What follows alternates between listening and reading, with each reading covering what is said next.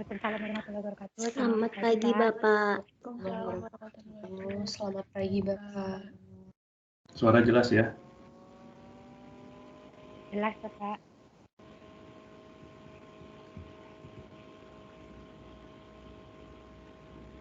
Iya, saya ucapkan makasih ya udah mau dimajukan ke 7:30.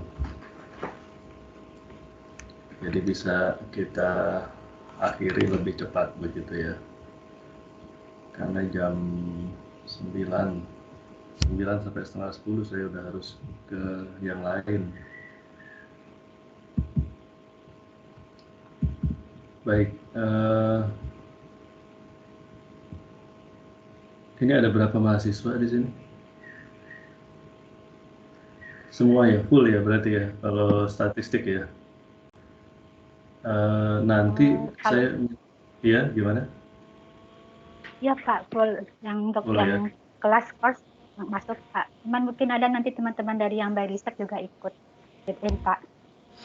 Oh, yang by riset ikut ya tadi ya. Iya Pak. Yang by riset sudah dapat statistik atau belum? Bukannya memang wajib ya statistik ya? Ada nggak? Tahu juga Pak. Ada orangnya nggak?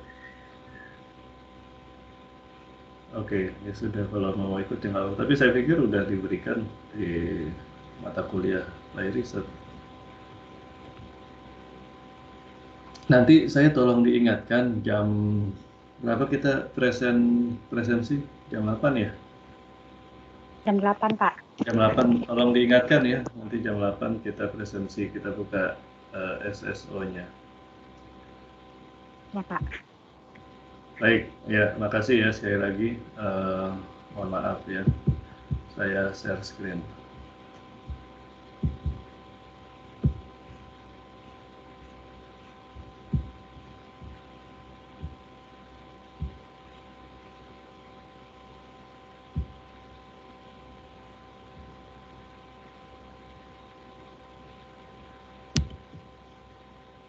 Sudah kelihatan?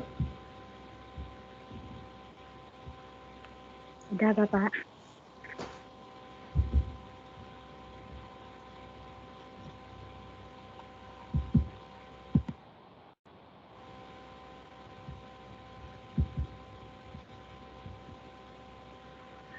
Saya matikan dulu videonya ya, nanti kalau diskusi saya nyalakan lagi.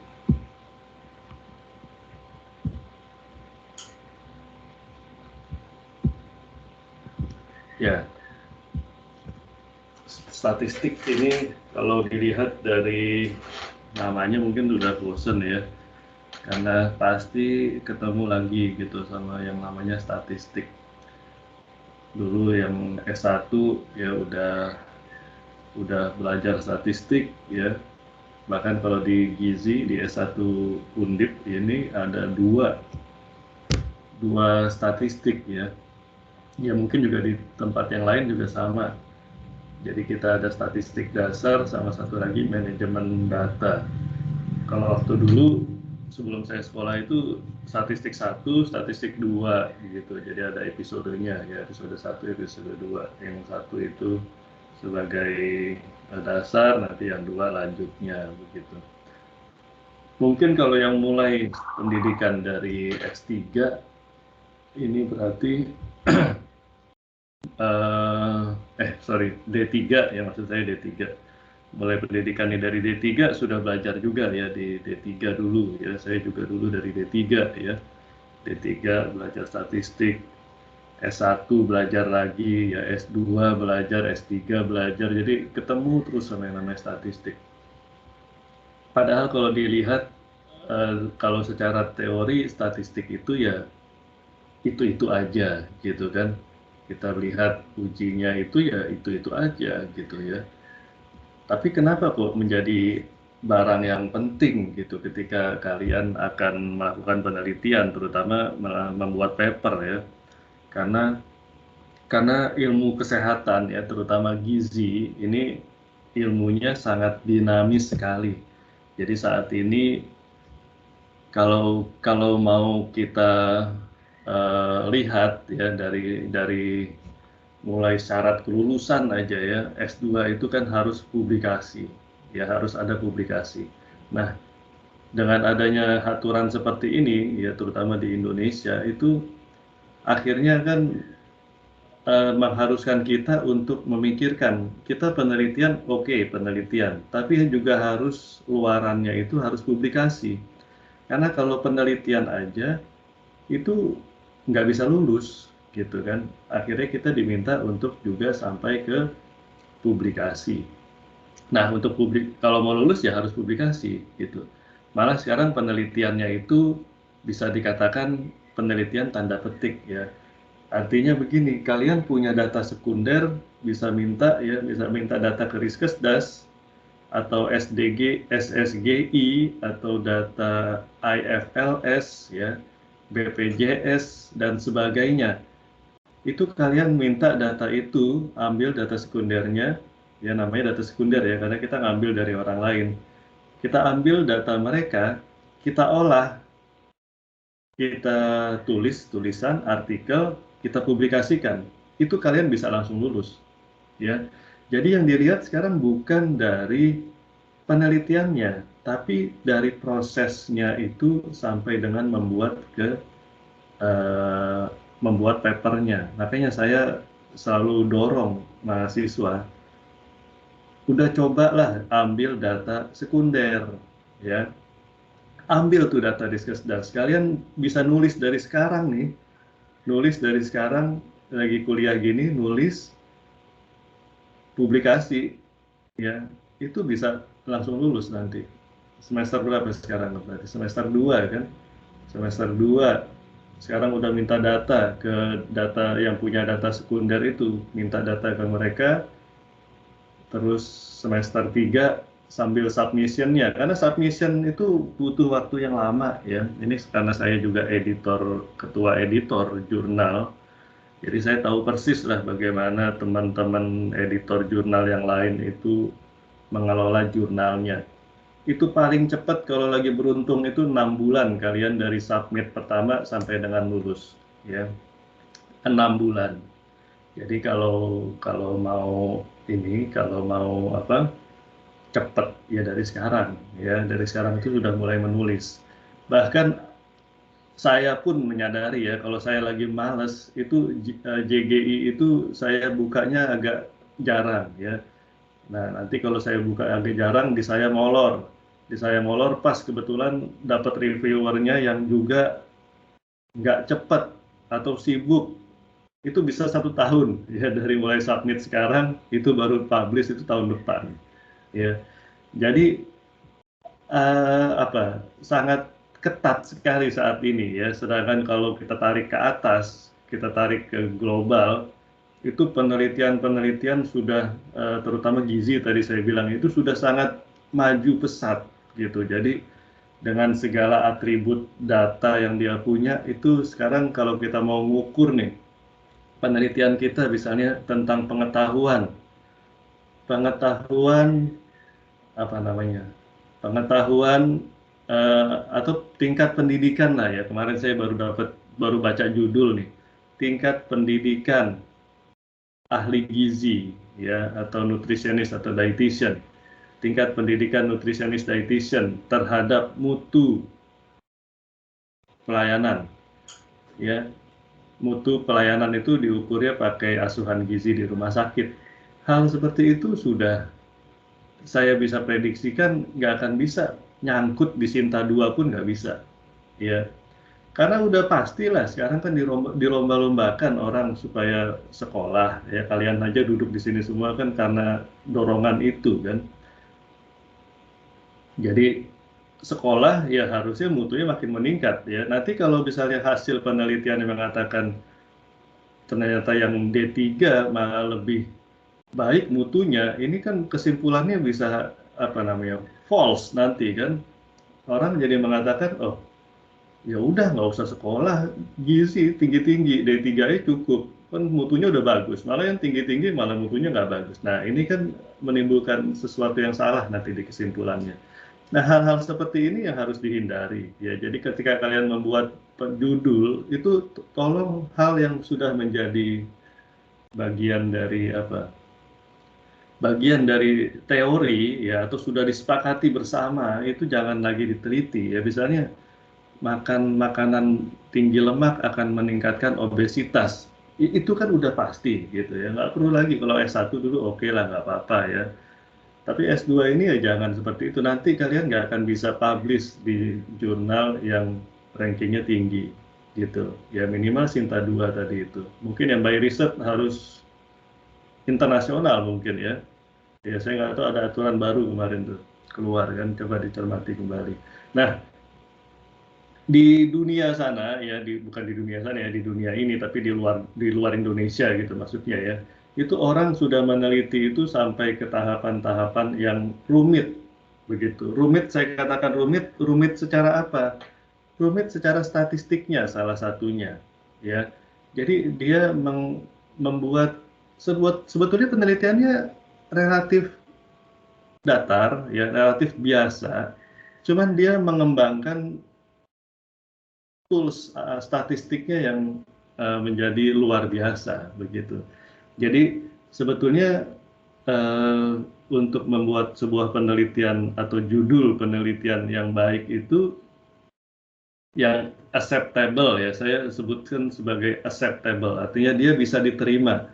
Itu nggak perlu kita mencari sesuatu yang baru, itu nggak perlu ya.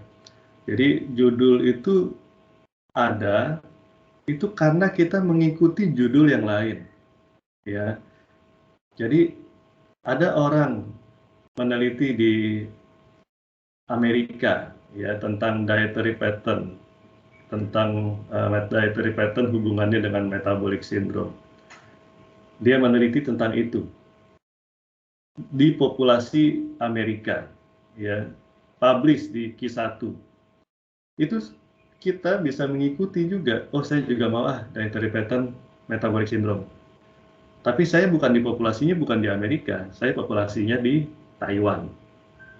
Nah, sama persis itu ya. Tapi kan datanya beda, hasilnya beda, dan nanti juga dikembangkan sama statistiknya yang berbeda. Ya, di sana ujinya pakai linear regression, saya pakainya logistic regression. Nah, itu dikembangkan seperti itu. Ya, jadi saya juga sampaikan ini ke mahasiswa ya, ke bimbingan terutama, nggak usah mencari judul yang baru, nggak usah mencari sesuatu yang baru, tapi cukup copy paste ya. Ambil judul di sana nelitinya apa? Oh, neliti itu. Ya, kita kembangkan di Indonesia gitu ya. Populasinya udah berbeda, itu udah sesuatu yang baru ya, gapnya udah ada. Kalau kalian sibuk nanti mencari yang baru, nanti nggak ketemu ya, karena di dunia gizi terutama itu hampir relatif tidak ada sesuatu yang baru ya, kita jalan aja seperti ini. Nanti kalau yang baru banget itu ya sampai ke sel ya, sampai ke apa di jaringan ya, sampai ke situ itu baru ya. Tapi untuk penelitian observasional itu hampir tidak ada yang baru, kita hanya copy paste tapi statistiknya yang dirubah gitu ya. Nah ini makanya pentingnya statistik. Kenapa kok sampai terus S2, nanti kalian ada kesempatan S3, ketemu lagi nanti biostatistik ya. Pelajarannya ya sama, itu aja ya, itu aja yang dipelajarin ya. Cuma nanti tingkat analisisnya yang membedakan itu ya. Di jurnal saya itu saya nggak mau terima ketika dia hanya bivariat. Ya bivariat itu mengolah dua variabel ya. Itu saya pasti reject. Saya nggak mau pakai bivariat. Dia harus melihat, seorang peneliti itu harus melihat hubungan itu nggak cuma si A dan si B ya. Kenapa kok bisa ada si B itu nggak cuma karena si A kan, bisa ada karena si C, si D, E, F, G dan seterusnya ya. Kenapa orang bisa stunting, kan nggak cuma dari makannya ya kan. Kalian meneliti hubungan asupan makan dengan stunting, itu udah pasti saya coret langsung ya. Nggak ada analisis tentang infeksinya, nggak ada faktor ekonominya, faktor demografi dan sebagainya, itu kalian tidak masukkan sebagai multivariat, itu pasti coret ya. Jadi makanya di situ dikatakan lanjut ya, lanjut itu ya harus lanjut gitu. Jadi nggak bisa dasar ya. Kalau dasar itu deskriptif ya. Kemudian melihat uji bivariat tadi ya, hanya chi-square aja atau t-test ya. Nah, harus ada uji lanjutnya, harus dikontrol ya, ada variabel-variabel yang bisa dikontrol. Oke, ada pertanyaan nggak sebelumnya?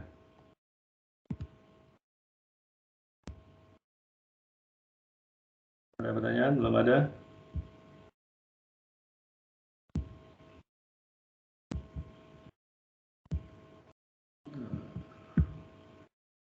Ya, jadi ini saya ditugaskan ya, untuk mengisi 6 yang pertama ya. Ya alhamdulillah nih kita nggak terlalu berat ya. Jadi saya kasih yang dasar-dasarnya aja dulu ya. Untuk nanti uji-uji lanjutnya nanti dengan Pak Adrian ya setelah UTS. Nah, ini ada nanti masuk di review ya, kita review lagi biostat, ya DO, definisi variabel ya, pengukuran, jenis skala, terus ada deskriptif ya, ada inferensial, uji hipotesis ya, dan ada SPSS. Nah, ini kalian sudah pada install semua ya SPSS ya. Jadi SPSS nanti akan kita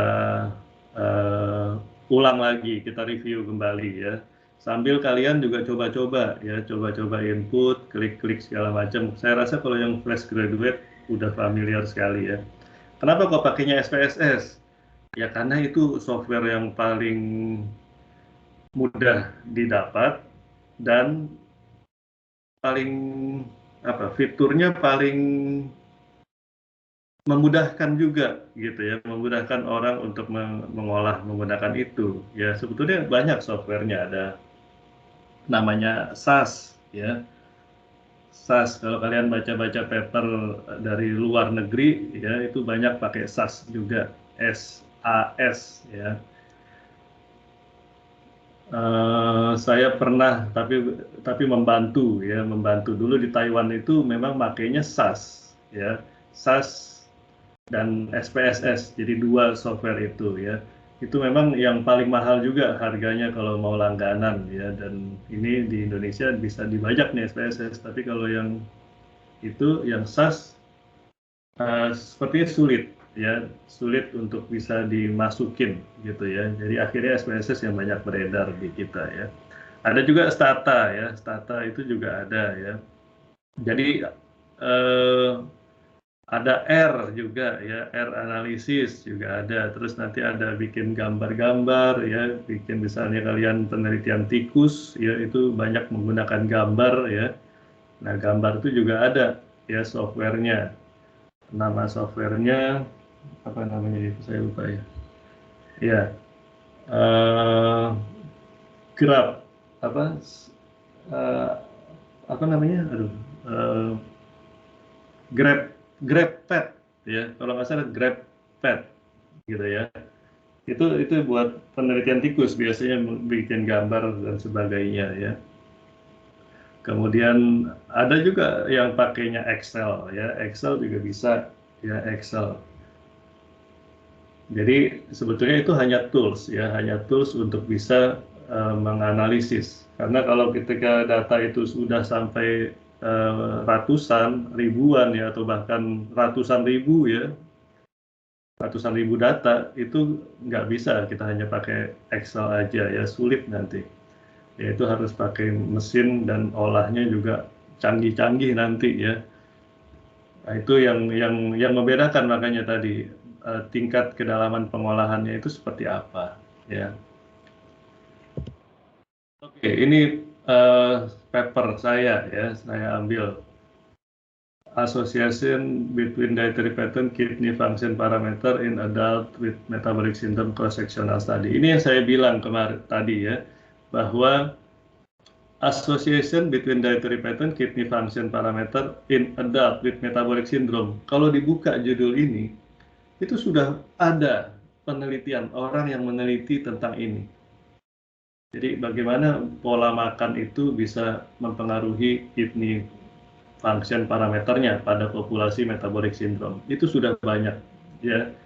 Tapi apa yang baru di sini? Ya, ini bisa publish juga di Q1 ya. Yang di Q2 juga ada, Q3 ada, Q4 ada ya. Yang Sinta 2 juga ada gitu ya, tentang pola makan seperti ini. Jadi apa yang membedakannya ya? Nah, ini yang perlu diutak-atik gitu. Bisa jadi nanti sampelnya ya, sampelnya beda, populasinya beda tadi kan. Saya ini populasinya Taiwan, nanti ada orang lain populasinya di Amerika tadi ya. Tentu nanti membuat dietary pattern-nya akan berbeda, ya, membuat polanya akan berbeda, gitu ya. Dan seterusnya, nanti tentu harus ada bedanya, gitu. Analisisnya beda, ya, jumlah sampelnya beda, ya. Waktunya pun beda, ya, itu juga sebuah sesuatu yang baru, kan, dari mulai waktu. Yang dulu sama yang sekarang mungkin beda, karena dia perbedaan waktu tadi. Ya, jadi tadi balik lagi, nggak usah pusing-pusing ya, cari paper yang ada atau contek aja nih paper saya ini, dietary pattern, kidney function parameter, metabolic syndrome. Kalian cari paper orang metabolic syndrome, dilihat kidney functionnya, dilihat dietary patternnya. Ikutin semua tabelnya tuh, tabel 1, tabel 2, tabel 3 itu diikutin semua. Cara menulisnya ya. Datanya sama atau beda? Ya pastinya beda datanya. Ya kan, datanya beda. Ya, mungkin sama nanti di metode. Ya, ini yang saya juga sulit ya kadang-kadang karena saya banyak bergelut di dietary pattern, metabolic syndrome. Jadi saya harus mencari tulisan atau mencari kata-kata yang berbeda gitu ya. Mencari kata-kata yang berbeda supaya nggak plagiat gitu kan, nggak saya memplagiat diri saya gitu ya. Karena papernya sudah banyak saya menulis tentang itu.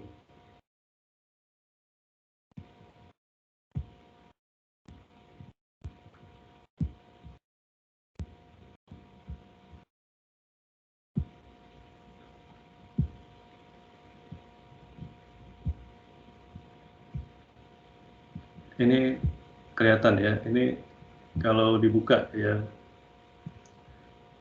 kita masuk ke statistiknya ya, saya akan menjelaskan statistiknya. Nah, apa yang ada di sini? Pertama, kalian untuk menentukan statistik itu harus tahu apa dulu? Harus tahu apa dulu?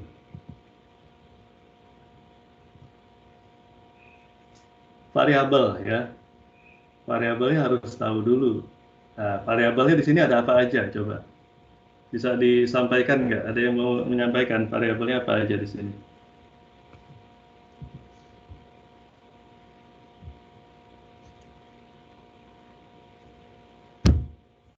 Halo. Dietary pattern-nya Bapak, Oke. sama yang kidney function parameters. Ya, berarti ada dua ya. Kenapa metabolic syndrome-nya bukan variabel? Karena itu yang dihubungkan ke metabolic syndrome-nya. Sebetulnya ini bukan variabel karena semuanya metabolic syndrome. Ya kan? Kalau saya bilang dia metabolic syndrome atau bukan metabolic syndrome, berarti dia ada variabel sendiri. Ya. Jadi yang pertama dietary pattern, variabel pertama. Ya, kidney function parameters itu yang kedua. Ya, hubungan berarti ini variabel bebas, ini terikatnya gitu kan. Ya, kidney function parameter terikatnya.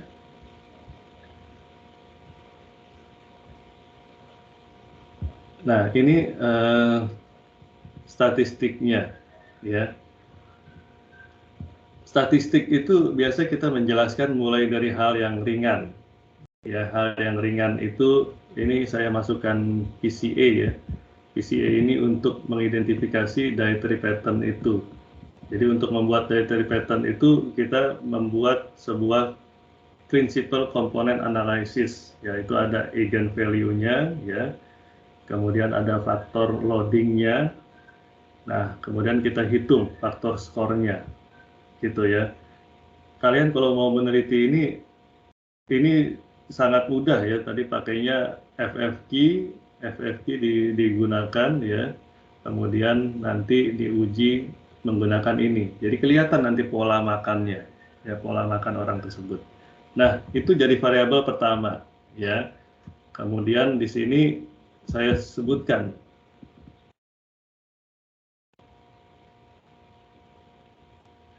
demografi lifestyle across tertile, ya, kita gunakan chi-square. Nah, ini hanya ujinya bivariat, chi-square test, ya. Chi-square itu apa?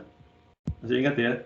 Chi-square itu ketika data itu kategori ketemu kategori, gitu kan? Kategori-kategori ketemunya chi-square, ya. Makanya di sini untuk kategori variabel. One way analysis of variance itu untuk variabel continue. Continue itu berarti datanya apa? Numerik, ya, numerik, datanya numerik. Ya, itu ketemu antara yang dietary pattern-nya dengan si kidney function parameternya, ya. Nah, ini hanya bivariat, ya. Jadi satu kalimat ini hanya menjelaskan bivariat. Nah, yang penting itu nanti di kalimat selanjutnya, ya. Covariat, ada covariatnya. Jadi hubungan antara diet dan kidney function ini nggak selalu hanya milik mereka, ya. Jadi ini juga yang mempengaruhi kidney function itu banyak. Apa aja? Nah, ini mulai dari demografi, lifestyle, ya, itu semua akan mempengaruhi. Bahkan ini komponennya dari metabolic syndrome itu sendiri itu akan mempengaruhi bagaimana kidney function-nya itu terganggu tadi, ya. Nah, ini variabelnya yang saya ambil, ya. Jadi ada 1, 2, 3, 4. Nah, ini hanya deskriptif, ya. Jadi ini hanya menjelaskan deskriptif. Deskriptif itu apa? Ini kalau ada plus minus pasti ketemunya ini disebutkan sebagai data numerik, ya, numerik dengan rata, ya. 41,2 itu raratanya, jadi rata umurnya segini. Plus minusnya 11,8, ini adalah standar deviasinya, ya. Kalau ketemu datanya 31%, nah ini berarti menandakan datanya dia kategorik. Kenapa kok kategorik? Karena sudah ada presentasinya. Yang female itu 31%, berarti yang male ya 100 dikurang 31, gitu ya. Ini juga sama, ya, ini semua data persentase ini, ya. Ketika ketemu plus minus, ini ketemu lagi datanya numerik, artinya rata plus minus standar deviasi. Itu dijelaskan di sini, ya. Value are present as mean plus minus SD for continuous variables atau percent for categorical variables, ya. Jadi nanti ini kalian ketika memaparkan data dasarnya ini bisa dengan menggunakan kalimat seperti ini, ya. Satu tabel digabung, ada persen, ada plus minus, ya, ada datanya itu numerik, kategorik, digabung aja satu tabel. Tapi nanti dijelaskan mana yang mempresentasikan mana, gitu ya. Ini masih terus, ya, masih terus datanya data bivariat, ya. Ini masuk bivariatnya. Ya, jadi ini kategori, ini adalah dietary pattern-nya dikategorikan. Ini ada yang numerik, ada yang kategorik, ya. Mengulang lagi di sini, ini ada 33%, berarti ini datanya kategorik. Ini datanya numerik. Oke, kemudian nah ini gong penelitiannya ya. Jadi gong penelitian itu hasilnya itu selalu biasanya di tabel terakhir ya, di tabel 7. Multiple linear regression. Nah, ini yang saya bilang tadi. Ini ada dua model, ada model 1, ada model 2. Ya.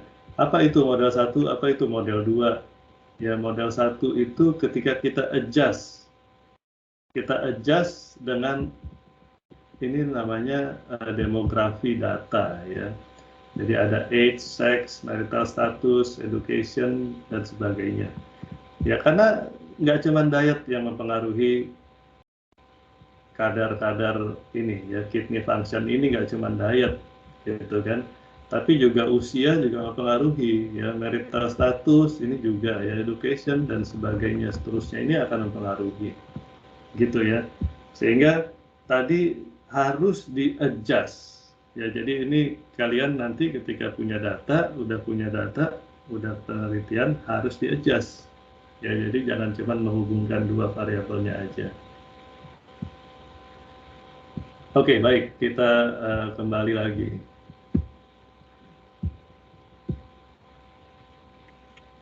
Maaf, izin Kak Sauki. Ya. Untuk absennya gimana, Kak? Oh ya.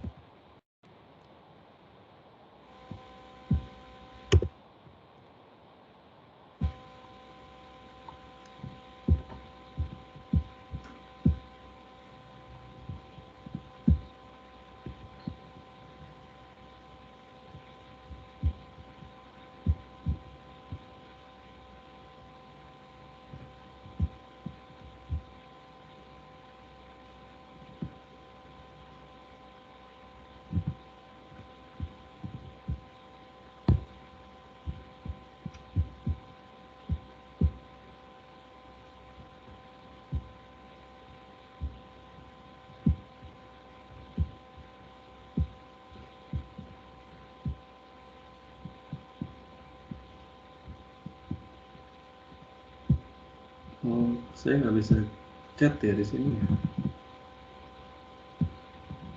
Kok nggak ada chatnya ya?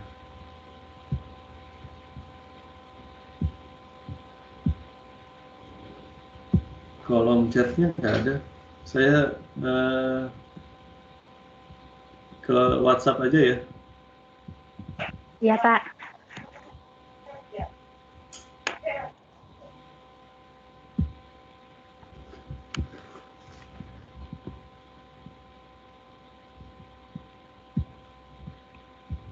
Sudah saya send ke WhatsApp. Baik, Pak. Makasih, Pak.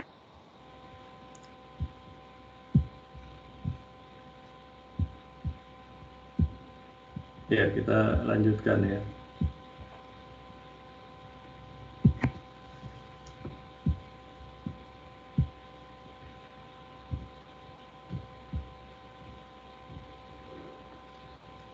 Ya, jadi ini tadi ya, ada definisi variabel, ya itu perlu ditelaah. Jadi kalian ketika sudah mempunyai paper ya, atau mempunyai apa, kalau saya istilahkan itu, kalian sebelum penelitian itu cari dulu deh paper yang memang mau diikutin gitu. Nah, ketika kalian sudah dapat itu, baru dijembrengin tuh definisi variabelnya.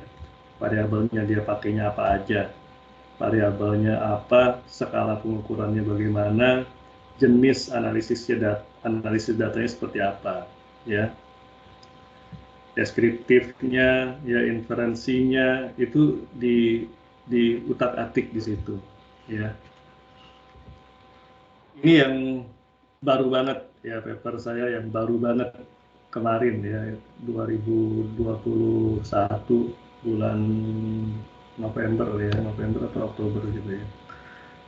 Jadi di sini ini saya melihat, saya mengembangkan namanya FFQ ya, mungkin saya pernah cerita juga ya, yang saya lagi mengembangkan FFQ.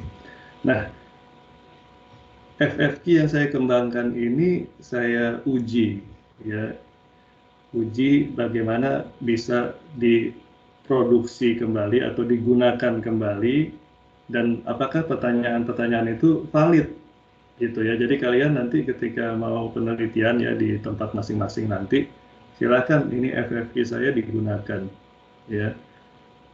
Tapi memang saya mendevelop ini untuk middle age sama older adult, ya. Karena saya pecinta, sebetulnya saya penggemar lansia begitu ya, usia-usia dewasa lanjut, lansia gitu ya. Ya karena juga orang tua kemarin pensiun dan sebagainya, jadi riset saya juga banyak ke situ ya. Jadi saya mengembangkannya ke sana, FFQ-nya. Dan saya juga banyak penelitian ke sana gitu, jadi nanti akan saya gunakan juga FFQ ini. Tapi juga bisa kalau kalian mau mendevelopnya misalnya ke anak-anak ya, ke siapapun ya, ke usia remaja misalnya gitu ya, itu silahkan, nggak masalah.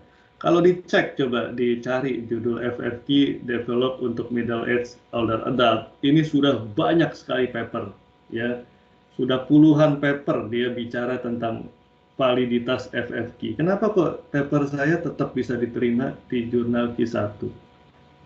Karena di Indonesia itu belum ada, ya. Jadi nggak ada, coba cari orang Indonesia yang sudah mendevelop FFQ. Yang digunakan sama mahasiswa kita itu kan cuma FFQ, semua diambil sama dia, dan dia nggak memikirkan makanan apa saja yang cocok untuk middle age, ya. Nah, harusnya FFQ itu disusun sesuai dengan usia. Itu kan idealnya seperti itu. Beda sama recall ya. Kalau recall kan bisa semua karena kosong ya, kita yang bertanya. Kalau FFQ itu kan pertanyaannya akan berbeda harusnya pada orang-orang dewasa dengan anak-anak, ya kan? Item listnya itu akan beda gitu.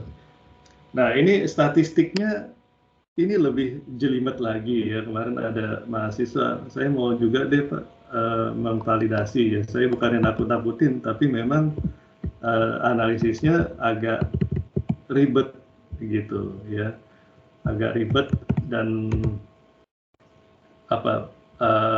panjang gitu.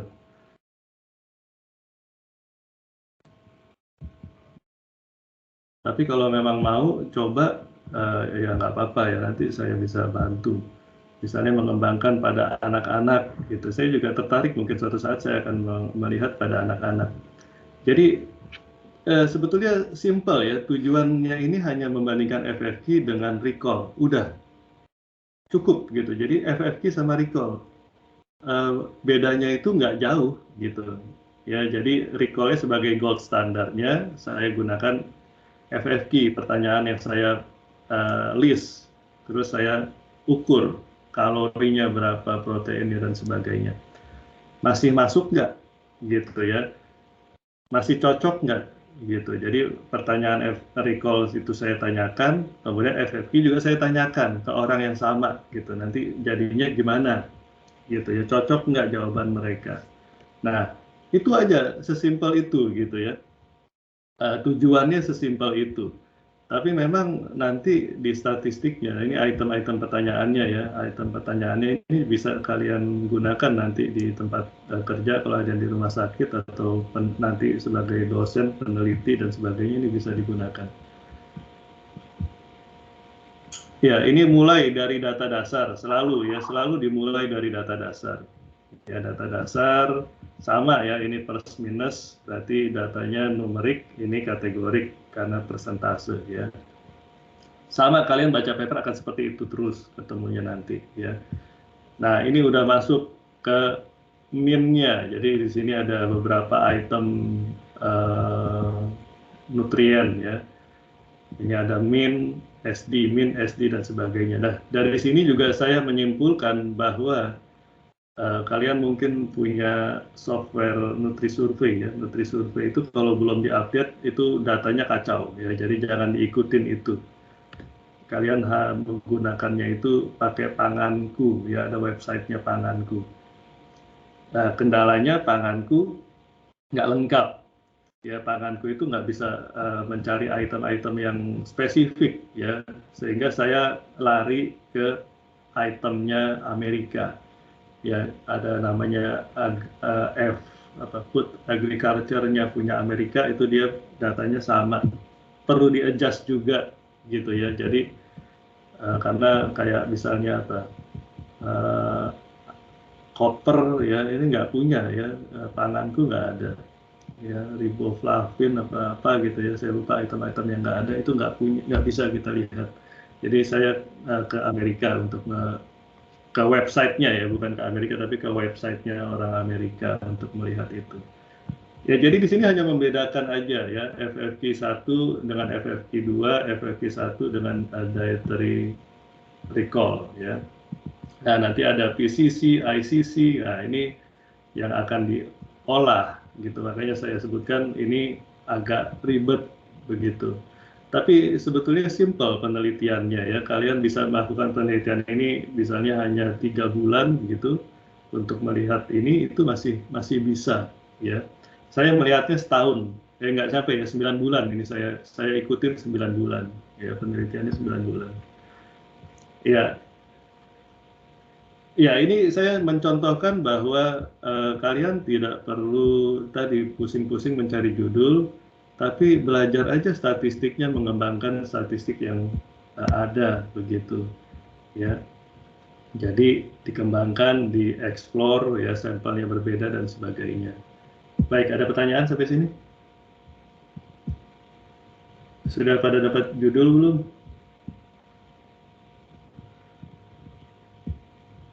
Sudah ada judul semua? Kalau ada, biar kita bahas saja sama-sama apa yang mau diteliti seperti apa, terus nanti analisisnya pakai apa, kira-kira ada yang ingin menyampaikan?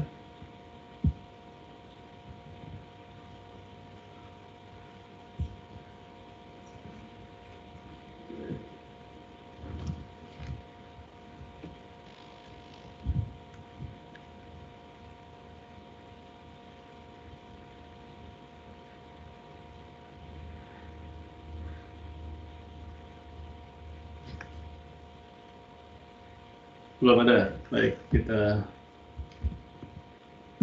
lanjut ya. Ya, kalau mau dibaca lagi silakan ya. Jadi baca aja tulisan saya, atau nggak cuma saya, dosen-dosen di Gizi ya, atau tulisan para peneliti.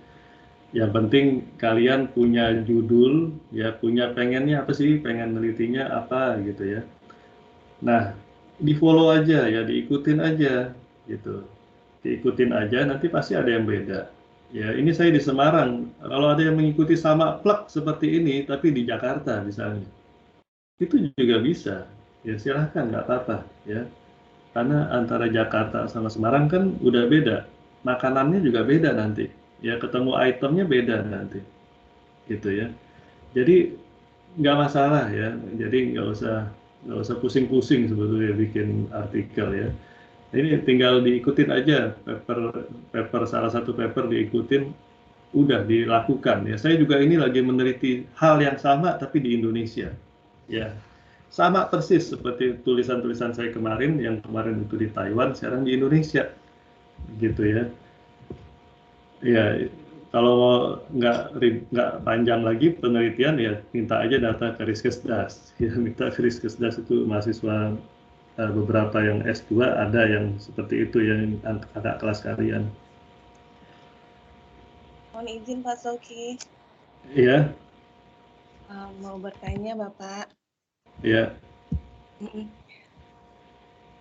Untuk penentuan variabel Bapak, jika kita pengen penelitian sebelum masuk rumah sakit dengan beberapa hari perawatan di rumah sakit, itu penentuan variabel bebas sama terikatnya seperti apa ya Bapak? Contohnya begini Pak, jika ingin melakukan penelitian, melihat perubahan variabel, misalnya untuk HB sebelum masuk rumah sakit, kemudian setelah masuk rumah sakit.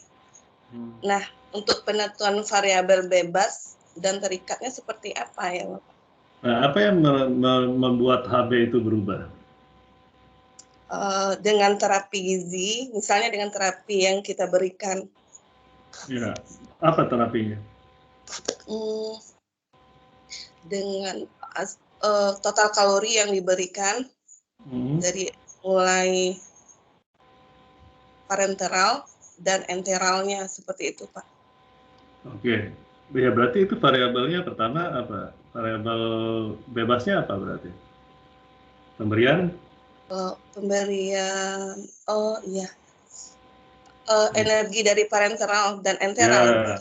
Ya, makanannya itu kan, treatmentnya itu sebagai variabel bebasnya kan.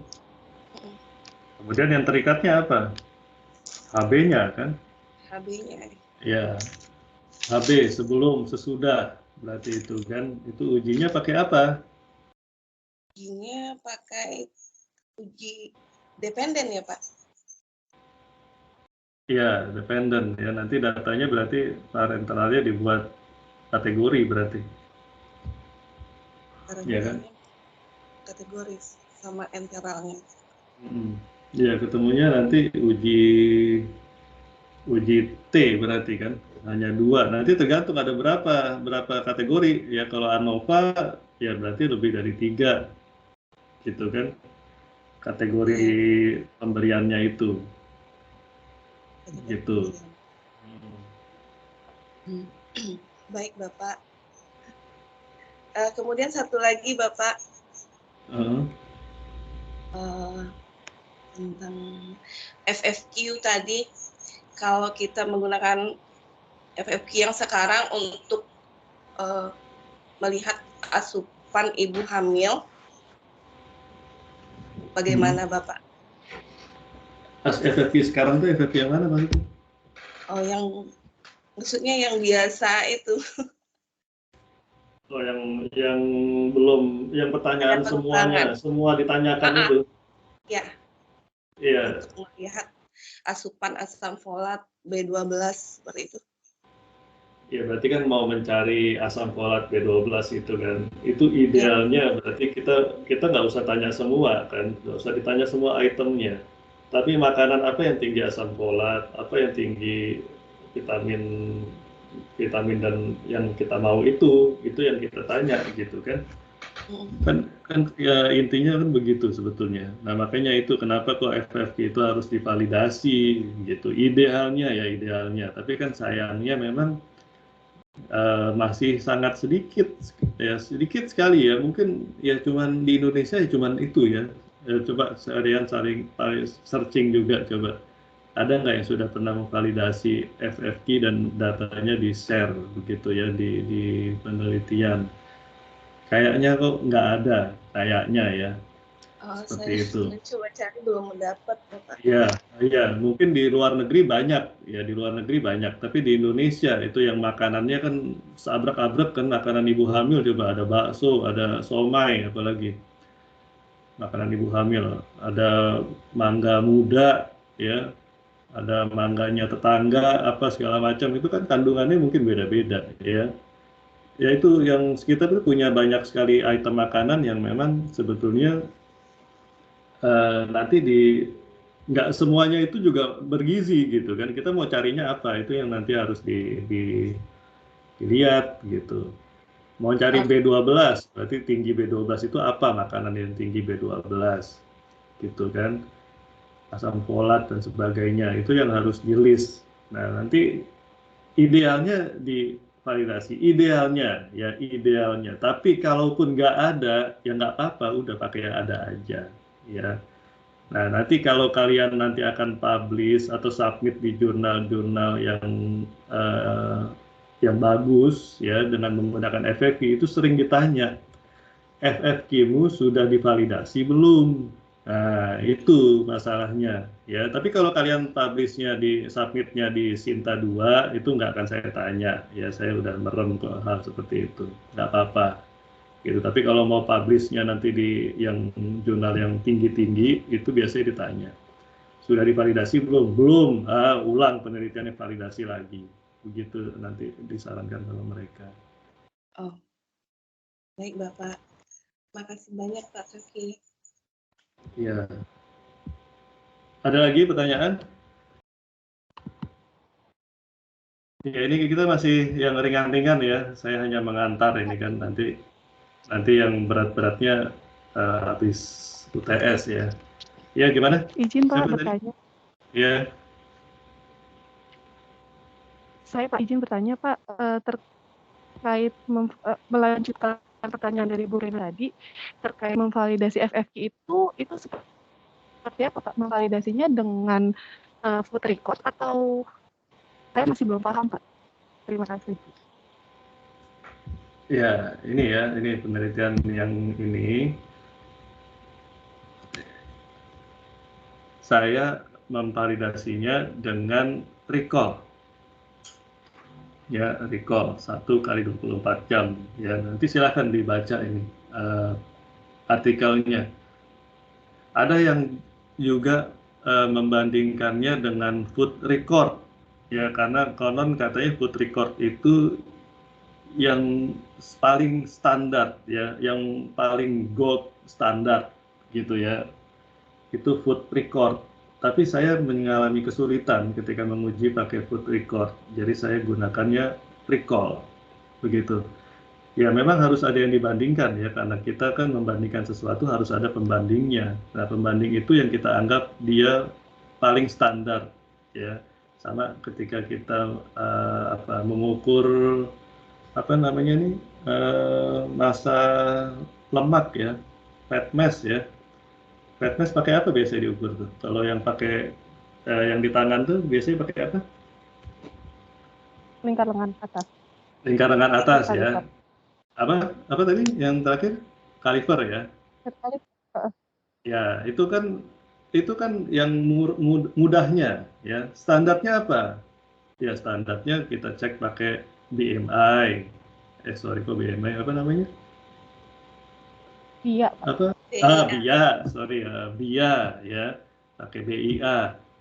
Ada juga yang lebih standar lagi apa? DEXA misalnya seperti itu ya. Pernah mungkin di rumah sakit besar ada ya. Ada di RSCM ada nggak DEXA? Ada Pak, tapi di VIP. VIP, nah semua orang bisa pakai ya? Ya kalau punya uang nggak bisa Pak. Nah itu makanya ya, jadi ada standarnya gitu ya. Ada yang namakan gold standard. Setiap pengukuran pasti ada gold standardnya. Itu yang kita bandingkan gitu. Jadi kalau pakainya DEXA pasiennya 1000, coba bayangkan pasiennya 1000 pakai DEXA semua. Ya berapa lama penelitiannya selesai, walaupun DEXA itu bisa digunakan oleh siapapun gitu ya, tapi kan 1000 orang harus masuk satu-satu kan lama ya. Pakai BIA juga bisa jadi lama juga, 1000 pakai sampelnya. Akhirnya kita pakainya kaliper tadi ya.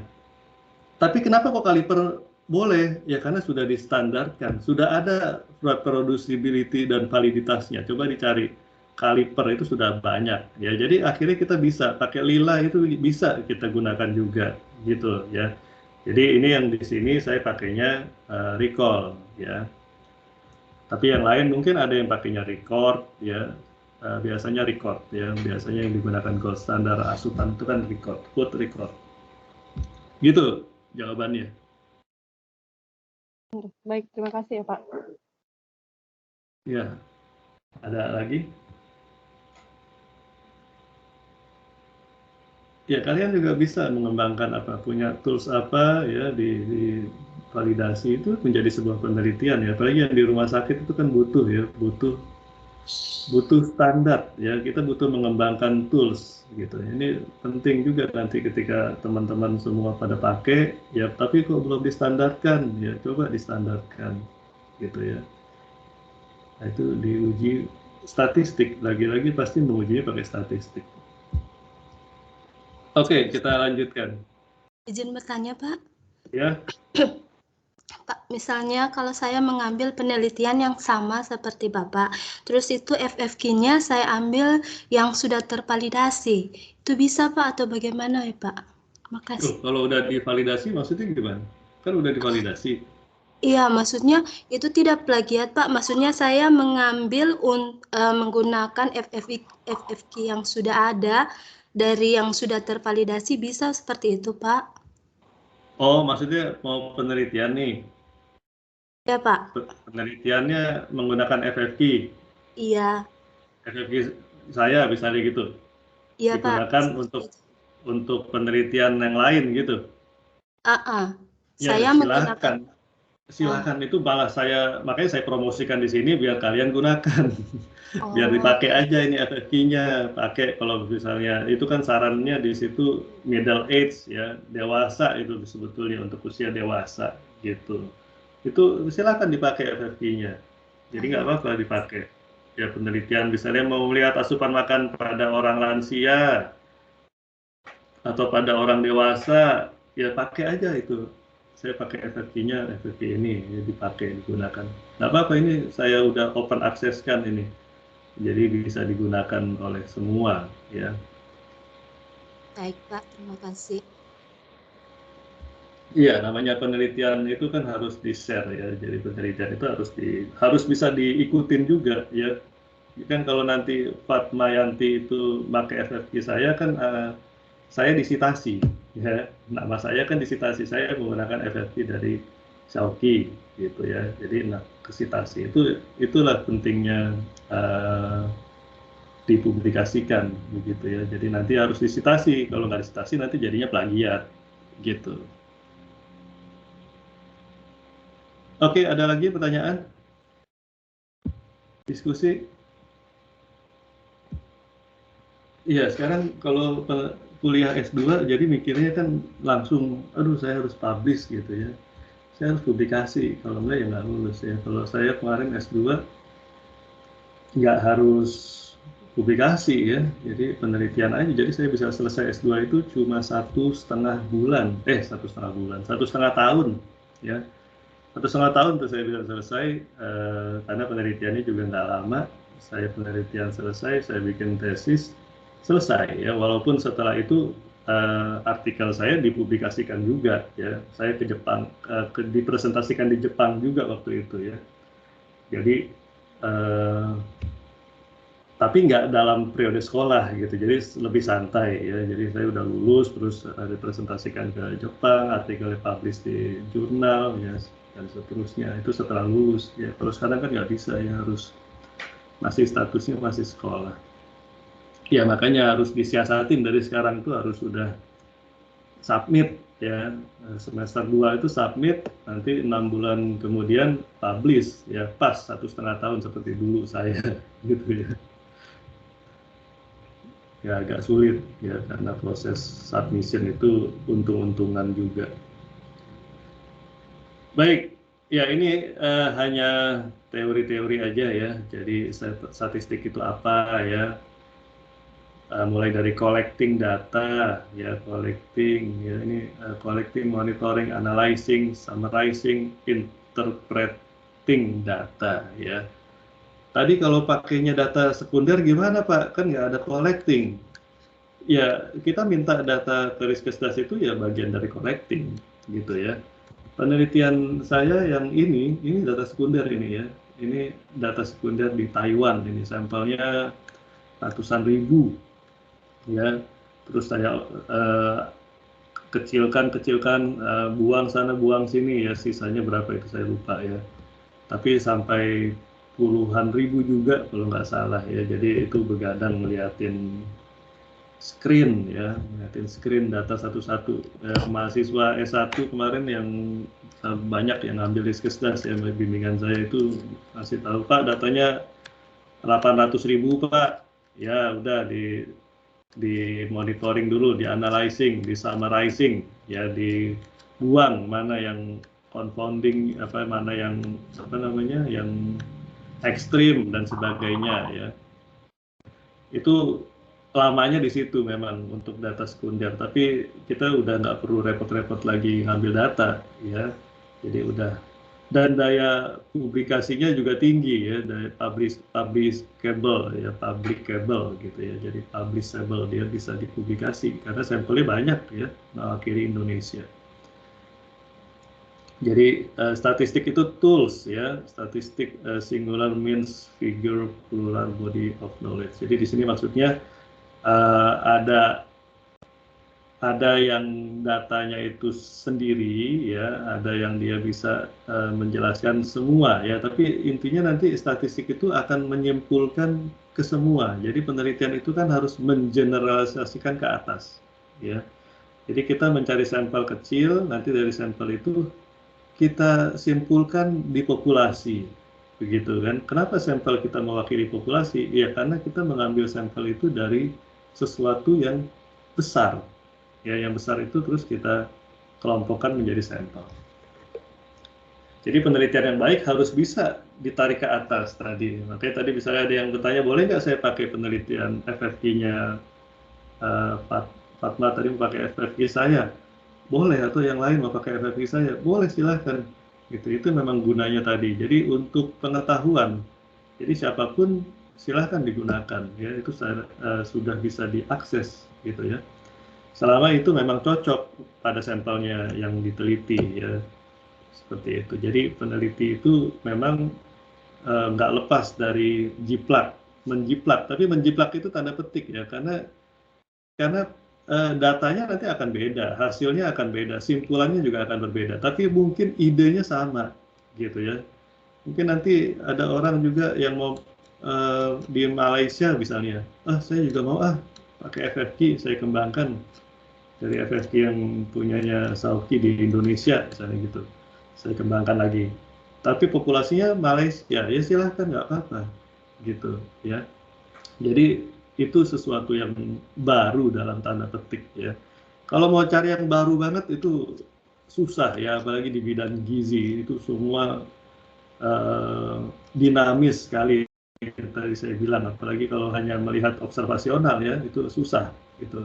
Kalau mau bikin sesuatu yang baru itu ya harus intervensi dan levelnya seluler ya, jadi di sel tingkatannya. Perubahannya itu kita lihat di sel. Jadi statistik itu apa ya? Jadi ini tools ya yang bisa diaplikasikan pada data ya. Dari data itu diolah kemudian menjadi kesimpulan ya. Ini ada bidang-bidangnya ya. Ini yang saya bilang tadi, bidang kesehatan ya, gizi aja udah dinamis gitu ya, apalagi kesehatan ya. Itu sudah sangat dinamis sekali. Jadi kalau kalian mau penelitian ke tikus nih misalnya, tikus itu hanya melihat hubungan antara asupan, misalnya pemberian X terhadap kadar trigliserid pada tikus. Udah, hanya itu aja, sesimpel itu gitu ya, penelitiannya pakai uji ANOVA nanti. Itu saya rasa udah buang-buang uang ya, buang biaya dan segala macam itu tadi, hanya melihat trigliseridnya aja itu nggak akan bisa masuk. Ya, kalian mungkin akan terlempar ke Sinta 3, ya Sinta 4 dan sebagainya. Ya, karena yang di Sinta 2 itu mahasiswa saat ini udah menelitinya sampai ke reaksi oksidatif stresnya, kerosnya, ya, sampai ke tingkatan inflamasinya, ya. CRP dan sebagainya itu sudah sampai ke situ. Sekarang yang di internasional itu udah sampai membelek, sekumnya itu dibelek, bisa dilihat ada bakterinya apa, ada ininya berapa, ya, bagaimana gambar penampakan dari rongga, misalnya saluran cernanya dan sebagainya, udah sampai ke situ gitu ya. Jadi artinya sangat dinamis sekali, kita harus bisa mengukur nih, kita mau ngapain, bisa nggak ke sana, gitu ya. Terutama untuk yang syarat lulus dulu deh, ya. Oke, statistik ada, tadi udah saya paparkan ya, pakai contoh paper tadi, ada deskriptif, ya. Deskriptif itu ya tabel 1 biasanya ya, deskriptif. Mendescribe sampelnya, ya, sampelnya dideskriptifkan, ya. Nah, masuk ke inference. Inference ini sudah mulai rumit nanti, ya, makanya nanti ada uji uji apa ya, uji T atau uji ANOVA atau chi-square ya, itu kemudian dilanjutkan sama multivariatnya ya.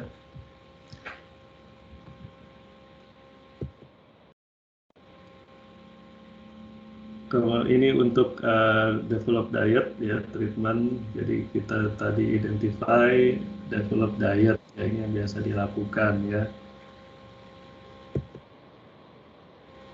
Nah, ada namanya populasi tadi ya, populasi. Jadi penelitian yang bagus itu yang ketika bisa diambil, ditarik ke atas gitu ya, sampelnya dibawa ke populasi yang ada. Gitu. Itu indikator bahwa penelitian itu bagus. Gimana caranya supaya dia bisa ditarik ke atas gitu kan? Ya tadi dengan kita mengkontrol ya, atau istilahnya itu di paper-paper itu seringnya ditulis adjust ya, kita adjust variabel mana yang memang dia akan mempengaruhi ke variabel terikatnya. Kalau itu sudah kita adjust semua, maka penelitian itu makin bisa kita tarik ke atas. Ya, sehingga makanya kenapa saya tadi sebutkan bahwa kalau mau ke JGI, ya itu harus multivariat. Karena dengan multivariat itu, kalian sudah mengadjust. Kalian sudah mengadjust variabel-variabel yang lain. Yang itu mengganggu hubungannya. Ya. Jadi kan ada dua variabel nih, tadi asupan sama kidney ya, nggak boleh dua doang ya. Atau tadi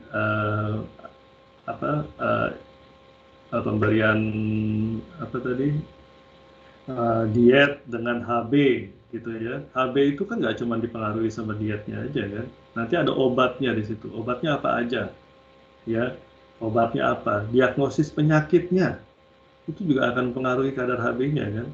Jadi banyak sekali yang mempengaruhi HB di situ, nggak cuma dari diet tadi, gitu ya. Obat-obatannya nanti apa aja yang diberikan, itu semua harus di-adjust dulu, ya, harus disesuaikan dulu. Baru bisa kita simpulkan bahwa diet itulah the only one, ya, atau hampir the only one yang akan mempengaruhi HB tadi. Ya, itu baru bisa kita tarik ke populasi. Gitu ya. Tapi kalau kita cuma ngukurnya diet aja, terus kita lihat HB, kita nggak lihat yang lain, itu nggak akan bisa. Itu namanya bivariat aja. Itu nggak akan bisa masuk nanti di jurnal yang kalian inginkan, gitu. Jadi harus kita adjust tadi. Nah, jadi sampel ini tadi bagian dari populasi, gitu ya. Jadi harapannya dia representatif tadi, ya. Jadi untuk bisa saya, misalnya tadi hasil penelitiannya, siapa tadi yang tanya ya tentang diet tadi ya, diet KHB misalnya, itu di rumah sakit tersebut gitu misalnya. Saya mau bawa ke rumah sakit di Semarang, itu bisa saya juga gunakan walaupun sampelnya berbeda. Ya, dengan catatan tadi kita sudah adjust, ya kita sudah adjust semuanya, ya semua yang akan mengganggu tadi, ya. Makanya nanti ketika masuk ke sub-subnya itu diperhatikan ya bagaimana cara mengadjust tadi ya.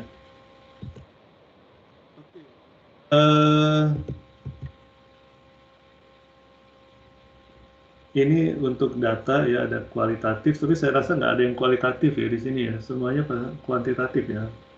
Sepertinya penelitian kualitatif itu sangat jarang ya. Kalau di kami itu ada Bu Cici ya, Bu Ani itu yang biasa kualitatif ya.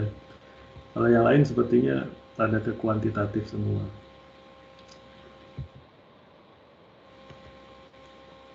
Ya kalau memang ada yang ke kualitatif nanti bisa ke Bu Cici ya.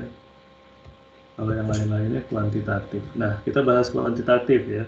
Jadi kuantitatif itu namanya masih ingat ya, variabel itu ada discrete, ada continue. Ya apa itu discrete, apa itu continue gitu ya. Itu sama ya, discrete sama continue ya. Tapi nanti ada yang kita kategorikan gitu. Jadi masih ingat ada berapa sifat dari data ya. Ini saya mengulang aja ya. Jadi pertama ada namanya datanya numerik, datanya angka, asupan energi 1200 1300 ya, 1700 HB misalnya, itu datanya semua numerik ya, dasarnya adalah numerik. Di numerik itu nanti juga dibagi dua ya, numerik itu kita bagi dua lagi. Ada namanya apa, masih ingat nggak? Namanya pertama rasio ya, masih tahu ya rasio ya, sama satu lagi apa, interval ya, ada interval, ada rasio ya. Apa bedanya interval sama rasio? Nah, masih ingat nggak? Ada yang tahu?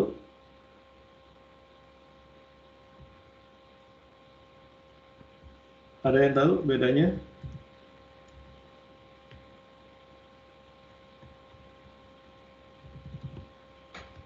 Halo?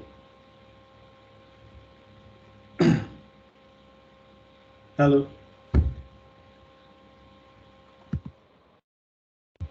Ini masih pada ada nggak ini?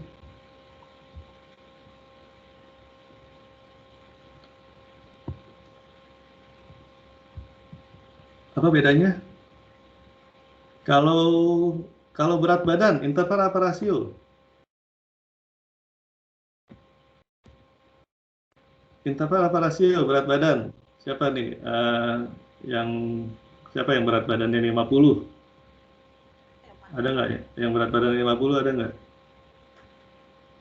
Atau yang berat badannya? Ada. Siapa? Hainun 50? Ya. Oke, 50 itu apa? Interval apa rasio? Rasio. Rasio ya. Kalau interval itu apa contohnya?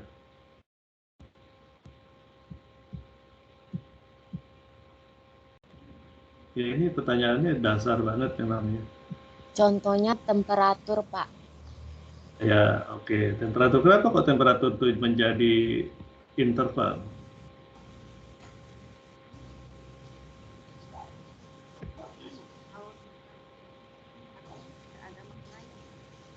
Apa?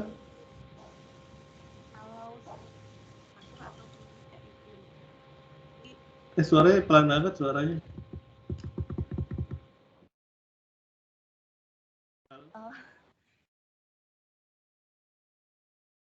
Rena, siapa tadi yang ngomong? Iya, Bapak. Ya, gimana tadi? Suaranya pelan. Ya, kalau suhunya itu 0, berarti tidak ada suhu. Karena nggak mungkin nggak ada temperatur, nggak ada panas.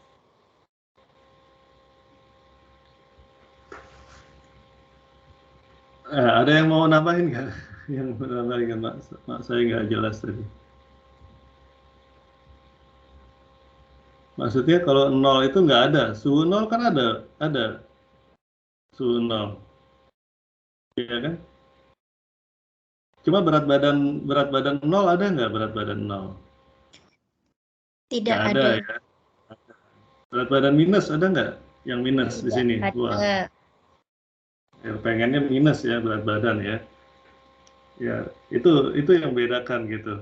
Memang kalau kita lihat dari data yang ada mudah gitu, tapi nanti hati-hati ketika akan meneliti itu menjadi masalah gitu ya. Nanti yang minus itu masuknya apa gitu ya. Karena dia ada range-nya itu luas gitu. Nah, ini nanti mungkin juga jarang sih ya, jarang mahasiswa meneliti interval. Tapi ketika itu contohnya itu apa biasanya? Mungkin data yang dinumerikan gitu, data kategorik yang dinumerikan ya, seperti misalnya apa ya? Ya rata-rata sih nggak ada ya, kita nggak pakai itu.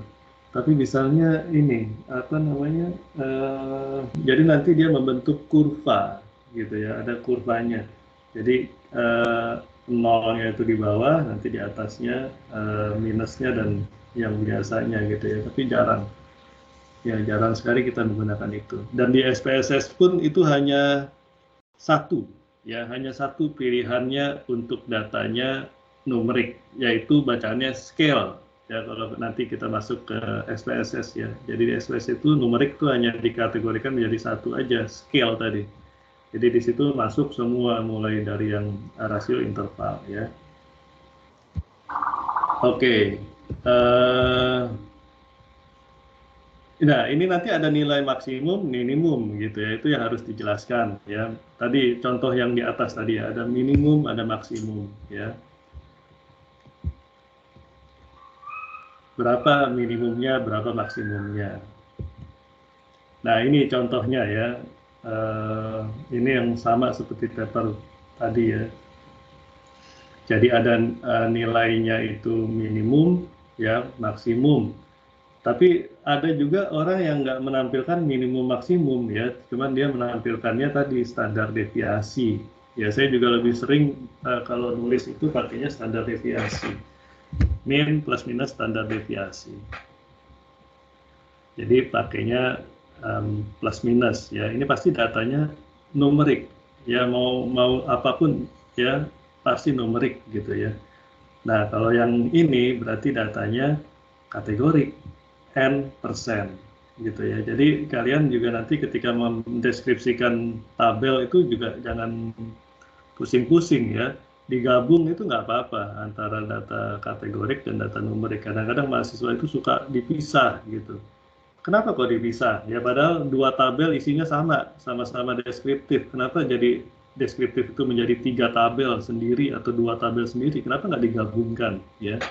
Jadi saya lebih suka ketika semua itu digabungkan dalam satu tabel dan itu memberikan informasi yang padat begitu ketimbang tabelnya banyak ya. Jadi satu tabel itu lebih baik ketimbang 2 tabel tadi. Ya kalau kita mendeskripsikan sesuatu ya cukup satu tabel aja gitu. Nah ini yang tadi ya interval kontinu ya, ada ordinal ya, ada nominal. Kalau ordinal dan nominal nanti di SPSS itu dipisah ya, ada ordinal sendiri, nominal sendiri ya. Nanti ada gambarnya. Kalau nominal itu bulat gitu ya, kalau ordinal itu kayak tangga tabel gitu ke atas. Kenapa kok dipisahin?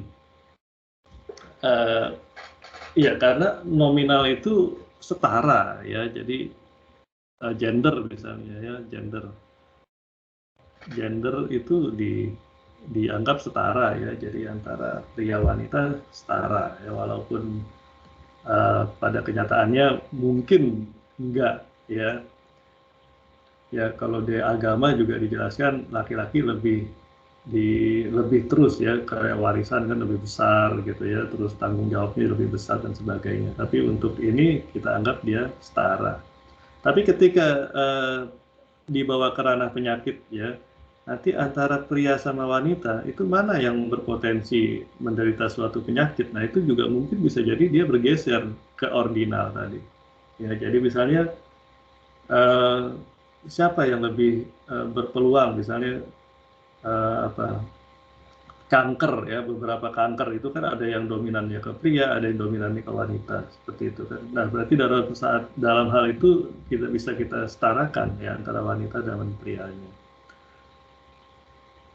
Yang pasti berbeda itu ordinal adalah misalnya asupan ya, asupan yang tadi 2000 kalori. Ya itu kita sebut ada yang 2000, ada yang 1000. Ya yang 2000 kita sebut tinggi, yang 1000 kita sebut rendah. Itu kan jelas ya, jelas itu setara, tidak setara gitu ya, yang satu tinggi, yang satu rendah. Ya. Kemudian merokok ya, merokok nggak merokok itu juga jelas ya. Yang merokok nggak baik, yang merokok baik gitu kan. Ya jadi kita ada kecenderungan menyebutkan mana yang satu itu lebih baik daripada yang lainnya. Itu berarti ordinal gitu ya. Oke. Ada pertanyaan sampai sini?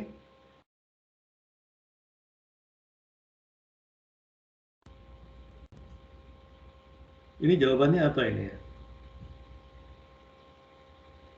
Semua variabel bisa diklasifikasikan sebagai kuantitatif atau kategorikal. Bisa nggak? Categorical variable can be continuous variable. Bisa nggak categorical variable itu can be continuous variable? Continuous variable. Quantitative variable can be discrete variable. Mana yang benar?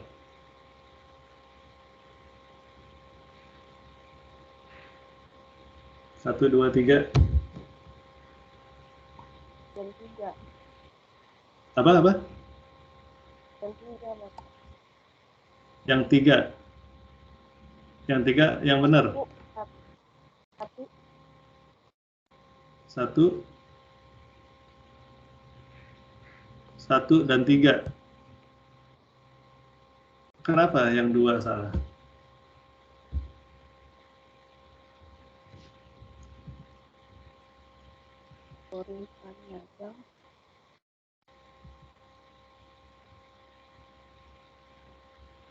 Kalau continuous variable itu cenderung ke kuantitatif ya, Pak. Cenderung ke?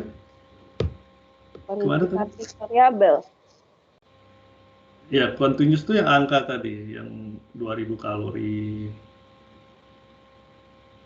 2100 kalori, berat badan 50 kilo, itu datanya continuous.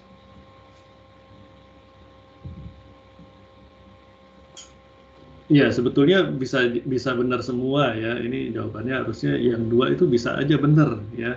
Kalau data aslinya itu continuous. Ya. Misalnya nih, kalian mau ngambil data asupan. Data asupan itu kan pasti yang diambil apa? Langsung tinggi apa rendah atau data kalorinya? Kalorinya kan? Ya, 2000 hasil recall-nya 2000 itu kan continuous dia datanya ya, 2000, ada yang 2100, ada yang 3000 kalori ya. Ada yang 4000 kalori misalnya begitu. Nanti dari situ kan baru kita kategorikan lagi kalau mau dibuat kategori ya. Yang di atas 2000 berarti tinggi, di bawah 2000 rendah gitu kan. Nah, categorical variable itu berarti jadinya can be continuous variable ya. Kalau interpretasinya kita mau balikin lagi ya, dari kategorikal itu kita balikin lagi nih ke continuousnya kan bisa-bisa aja ya kan. Ya, kecuali kalau tadi datanya jenis kelamin, nah itu nggak bisa ya, jenis kelamin kan udah pria wanita, itu udah kategori gitu ya. Tapi kalau mau dikontinuuskan ya berarti yang laki-laki 1, yang perempuan 2 misalnya gitu ya, nanti ketemu 1, 2, 1, 2 seperti itu kan, gitu ya maksudnya ya. Tapi bisa dipahami kira-kira ya. Jadi terdata itu ya, sifat data itu bisa kita naikkan, bisa kita turunkan. Tadi tergantung data aslinya itu apa, gitu ya. Nah, beda kalau kalian ngambil data asupan, tapi langsung ditulis. Jadi yang nulis ini dia nggak nulis kalorinya, tapi dia langsung nulis tinggi rendah begitu, ya. Jadi kalian nggak punya data realnya, tapi hanya ada data tinggi rendah, seperti itu aja. Nah, ini nanti akan kesulitan karena harusnya kita mengambilnya data continuousnya yang kita ambil, ya. Berat badan misalnya langsung disebutkan, yang di atas 50 gemuk, di bawah kurus misalnya gitu. Yang diambil berapa ditimbang? Oh, 60 langsung ditulis gemuk gitu. Tapi bukan 60-nya ya, ini yang salah nanti, ya. Jadi sifat asli data itu harus ya diambil, walaupun nanti kita ganti-ganti ya sesuai dengan tujuan penelitian kita.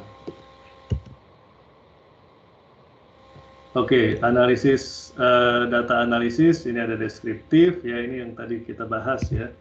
Ada deskriptif, bivariat, multivariat. Ya, nanti kalian akan belajar nih masing-masing nanti di pertemuan selanjutnya ya. Deskriptif itu hanya mendeskripsikan ya, biasanya tabel 1 ya. Bivariat itu kita masuk ke uji 2, namanya B ya, berarti 2 aja itu nggak cukup tadi, harus ada confoundingnya itu yang kita adjust sehingga muncul namanya multivariat ya. Jadi ada multivariatnya bagaimana dan seterusnya. Oke, ada pertanyaan?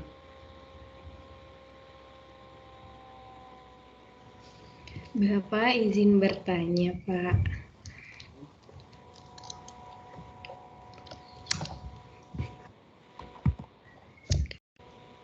Gimana?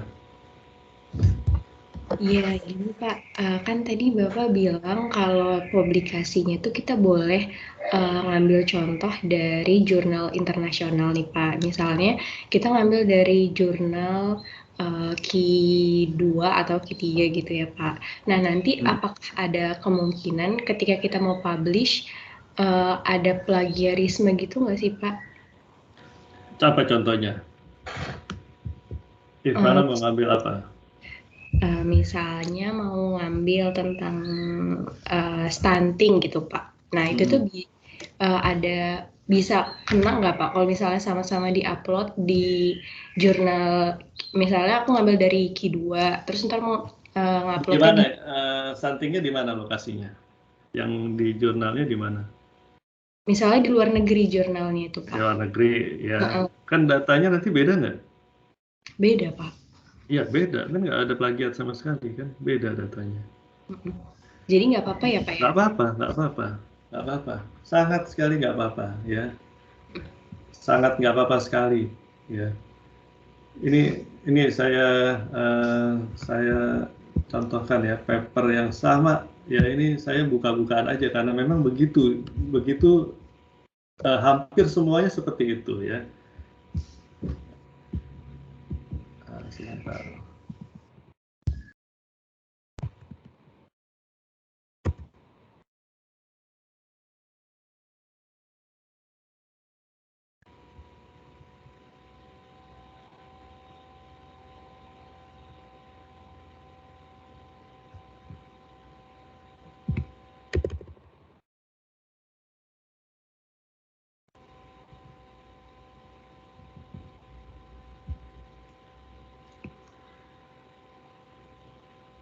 Nah ini ya, kelihatan nggak? Oh belum ya. Belum keluar Pak. Ya, ini kelihatan ya. Association between dietary pattern and kidney function indicator in type 2 diabetes. Ya, ini publish 2014. Clinical Nutrition Q1. Ya. Saya ya memang beda ya di type-nya ya ini ya. Ini dia populasi type 2 diabetes. Saya populasinya metabolic syndrome. Ini terus terang saya membuat paper ini, saya terinspirasi sama paper ini. Saya membaca paper ini. Ya, ini populasinya di Cina kalau saya nggak salah ya. Apa di Taiwan juga ya, saya lupa. Ya. Tapi saya membaca paper ini, oh iya ya, menarik karena saya juga tesis saya tentang kidney ya, kidney function. Ya, saya pengen lihat nih, ini kan dia melihatnya pada diabetes ya, saya melihat di sini pada metabolic syndrome. Tapi tabelnya kalau dilihat ya itu silakan nanti kalian buka sendiri ya, dibuka itu tabelnya sama. Ini tabel 1 itu deskriptif seperti ini. Terus dietary pattern-nya seperti ini, karakteristiknya seperti ini. Tapi itu kan cuma format polanya, datanya beda pastinya. Nggak ada yang sama, orangnya pun beda, tahunnya beda, ya kan? Nggak ada yang sama, semuanya beda. Cuman yang sama itu ya, judulnya itu ya seperti itu. Mungkin kalau ini diklik ya, ini diklik nih pada metabolic syndrome. Mungkin nanti ketemu yang sama tapi di negara yang lain, gitu. Mungkin ya. Ya, tapi memang agak jarang ya, waktu itu saya udah cari yang metabolic syndrome ini jarang. Tapi kalau yang type 2 diabetes misalnya ini mungkin lebih banyak ini daripada yang metabolic syndrome ya. Metabolic syndrome kan isunya baru ya. Nah ini kalau dilihat, nah ini udah ada nih. Apa ini punya saya ya mungkin. Ya artinya pasti ketemu lah gitu, pasti ada nanti yang mirip-mirip ya, mirip-mirip ya. Kalau kalian nggak usah muluk-muluk harus ke Kikian gitu kan, nggak usah ke sana. Mau ke Sinta 2 itu ya udah pasti welcome banget ya, dengan analisisnya semua disamain, diikutin semua ya. Ini FFQ ini banyak ini FFQ. Kalau kalian cari FFQ, reproducibility FFQ, itu banyak sekali ya, orang hampir semua peneliti yang meneliti tentang dietary pattern itu dia pasti punya paper tentang reproducibility validity gitu. Nah, karena dia akan gunakan nanti hasilnya itu di penelitian selanjutnya gitu. Itu banyak, itu tinggal diikutin ya. Ikutin aja tabelnya seperti apa, polanya ya, analisisnya ya, tinggal diikutin ya. Tapi memang tinggalnya itu yang susah kadang-kadang ya, karena statistik itu bahasanya cuma 2 paragraf di sini, tapi ini yang bikin sesuatu itu menjadi baru gitu, hanya di 2 paragraf seperti ini ya. Tapi idenya itu bisa kita ikutin, nggak masalah. Jadi kalian nggak usah terlalu pusing memikirkan judul, ikutin aja judul yang udah ada, yang udah publish, diikutin. Udah, ambil populasi yang berbeda, ya waktunya beda, mungkin toolsnya juga beda kan. Yang di sana canggih-canggih dia pakai BIA, di sini pakainya Kaliper misalnya gitu, ya kan nggak apa-apa kayak gitu, ya. Iya, baik Pak. Terima kasih atas penjelasannya Pak. Oke, lanjutkan sedikit ya. Min, ya. Jadi ini deskriptif tadi, kemudian ini apa? Ya, ini deskriptif ya. Ini tadi tabel 1, tabel 2 itu ya, kira-kira seperti itu. Nah, ini kan menjelaskan tentang min tadi ya. Ada namanya itu central tendency ya. Kapan kita pakai min, kapan kita pakai median gitu ya. Ada beberapa paper itu dia campur-campur nanti, ada yang pakai datanya median ternyata, nggak pakai min. Kenapa kok median ya? Nah ini ya, ada min, median, modus ya. Jadi kenapa, kapan kita pakai min, kapan kita pakai median ya? Biasanya itu peneliti dia akan menggunakan min ketika data itu terdistribusi normal. Normal itu bisa diuji nanti ya, harus diuji normalitasnya. Itu bisa pakai uji statistiknya atau pakai melihat gambar-gambarnya ya, nanti ada kurva normal seperti apa ya, ada blood spot ya gitu ya. Kalau misalnya datanya ternyata nggak normal, langkah pertama kita normalisasi dulu datanya ya, kita coba dulu normalkan data itu. Ada itu ujinya, nanti kita belajar ya untuk menormalkan data. Nah, ketika dia sudah dinormalkan masih belum bisa, baru kita gunakan median. Gitu ya, biasanya yang ditampilkan itu median. Banyak papernya mencontohkan pakai median. Jadi kalian nggak usah khawatir ketika ternyata, aduh datanya nggak normal nih. Itu lalu harus peneliti ulang misalnya, nggak usah ya. Jadi ada langkah-langkahnya. Dan ujinya pun ada uji alternatifnya ketika datanya tidak normal gitu ya. Jadi kebetulan yang kemarin itu datanya normal ya, karena sampel saya kan puluhan ribu, jadi makin besar sampel itu ya makin mudah mencapai kenormalan data. Makanya data Diskesdas juga kemarin itu mahasiswa ambil itu datanya rata-rata normal ya, karena sampelnya udah banyak. Jadi makin besar data pasti tingkat normalitasnya makin tinggi ya, ketimbang sampelnya cuma 10, 20 ya, itu biasanya datanya nggak normal gitu ya biasanya ya. Ya ini min ya, median ya, kemudian modus. Ini masih ingat ya, kalau min itu berarti ambil rata-rata, average-nya semua dijumlahkan, dibagi gitu ya. Kemudian median itu dia nilai tengah ya, jadi nilai tengahnya. Kenapa dia akhirnya lebih stabil?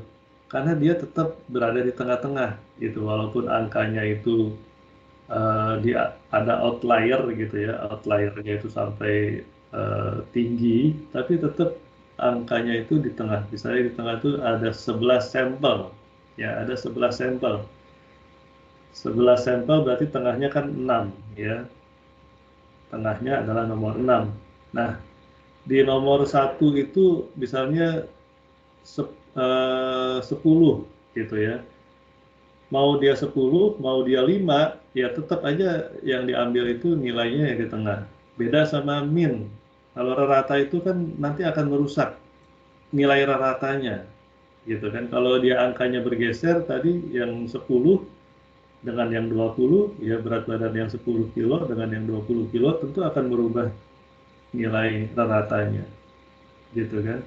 Nah, gimana kalau berat badannya sampai yang outlier misalnya, sampai yang 100 kilo, maka rata-ratanya akan goyang, ya. Sedangkan median itu nggak akan menggoyangkan nilai, karena dia bukan nilai dari semua, tapi dia berada di posisi keberapa tadi, ya nilai tengahnya. In the middle of the data, gitu ya. Itu yang biasanya makanya kenapa median itu dipakai. Nanti median juga dipresentasikannya gandengannya bukan sama standar deviasi ya. Beberapa orang pakainya interquartile range seperti itu. Jadi ada yang bawahnya, ada yang atasnya, yang minimum, maksimum. Ada standar error misalnya. Ya itu macam-macam nanti orang menampilkan datanya. Ya. Nah, kalau modus itu ini biasanya data yang paling sering ya, yang paling sering keluar. Berapa yang paling sering keluar ya? Itu kita sebutkan modus ya. Ini biasanya informatif to quote the mode accompanied by the percentage of time it happens ya. Jadi modusnya berapa 13 munculnya berapa kali gitu ya, 33% gitu. Jadi dia sebanyak 33%. Itu biasanya juga kita gunakan ya untuk mencari itu. Oke, lanjutkan ya tentang median sama mean. Ada pertanyaan sampai sini? Kalau nggak ada kita cukupkan dulu ya. Udah absen semua belum? Pak, saya boleh nanya satu ya? Ya. Izin bertanya ya Pak. Ya. Kalau misalnya saya mau melihat nih Pak, status gizi misalnya contoh. Sedangkan status gizi itu kalau di bawah 5 tahun itu dia menggunakan WHO kan. Nilainya juga berbeda ya, antara -1 sampai misalnya plus minus 2 standar deviasi. Sedangkan kalau di atas 5 tahun kan kita menggunakan CDC. Nah, nanti pasti hasil akhirnya itu kan nilainya akan berbeda ya Pak, angkanya akan berbeda. Apakah lebih baik dikategorikan atau memasukkan nilai itu saja? Gitu. Karena kan kalau misalnya contoh saya mau melihat misalnya gizi kurang gitu atau malnutrisi misalnya, kan pasti ada yang normal sama malnutrisi. Saya bagi 2 nih Pak. Tapi kalau saya kategorikan misalnya, tapi kalau misalnya saya memasukkan data itu semua berdasarkan hasil dari antropometrinya, itu kan akan hasilnya kayak yang di bawah 5 tahun misalnya, dia misalnya -1 sampai median, itu kan masuknya misalnya normal. Terus yang di atas 5 tahun saya menggunakan CDC misalnya, PBTB-nya misalnya 90% misalnya, itu juga masuknya kan normal. Tapi kan itu ada 2 hal yang berbeda gitu loh Pak. Itu kayak gimana ya Pak? Apa saya harus mengkategorikan atau tetap memasukkan dalam bentuk numerik? Terima kasih Pak. Ya, itu balik lagi ke tujuan ya. Tujuan penelitiannya ingin cari apa? Jadi data itu menurut sama penelitinya gitu ya. Jadi bukan harusnya apa. Jadi tujuannya apa? Suci mau penelitiannya tujuannya apa? Nah, nanti baru dilihat bagaimana caranya. Karena kita melihat data itu diubah menjadi numerik, kategorik, itu kan dalam rangka nanti ujinya pakai uji apa sih? Nanti ada masuk uji hipotesis ya. Nah, gimana cara menguji hipotesis itu? Itu perlu kita kelompokkan data itu. Ya, kalau saran saya, ya ini saran saya yang paling praktis ya. Cari paper yang sama seperti yang tadi dilakukan ya, yang akan dilakukan. Cari yang sama, plug, dilihat aja dia ngujinya pakai apa, datanya dibuatnya seperti apa. Gitu. Udah, itu diikutin aja. Tapi carinya jangan yang di Sinta 2 ya, carinya yang di Q1, Q2 begitu ya. Jadi diikutin, misalnya udah dapat nih idenya tadi mau melihat mereka itu gimana caranya seperti apa. Itu cara simpelnya seperti itu. Ya, tapi kalau mau melihat saya mau uji hipotesisnya melihat risiko misalnya. Ya kalau risiko kan nggak bisa dinumerikan. Ya risiko itu kan kita harus lihat berdasarkan kategorinya. Ya besar risikonya berapa, gitu kan. Ada rasio odds namanya, odds ratio. Berarti itu kan risiko. Berarti data itu harus kategori, gitu. Tapi kalau kita mau melihat dia nilai R-nya, ya nilai apa korelasinya, ya berarti data itu dibiarkan saja numerik. Nah, begitu maksudnya. Ya jadi data itu nurut sama yang meneliti. Yang meneliti maunya apa nanti itu menyesuaikan. Itu menjawab nggak ya? Soalnya kalau yang di peneliti sebelumnya itu memang dia mengkategorikan dengan usia yang sama gitu loh Pak. Jadi dia tidak memakai dua data, maksudnya tidak beraneka ragam gitu. Kalau saya kan karena mungkin keterbatasan sampel, jadi akhirnya saya ambil yang misalnya kalau yang di bawah, misalnya di bawah 5 tahun gitu. Sedangkan si peneliti utama dia di atas misalnya 8 tahun, di atas 8 tahun kan berarti dia menggunakan tools yang sama untuk menilai status gizi gitu. Nah itu disesuaikan dengan kategorinya pastinya.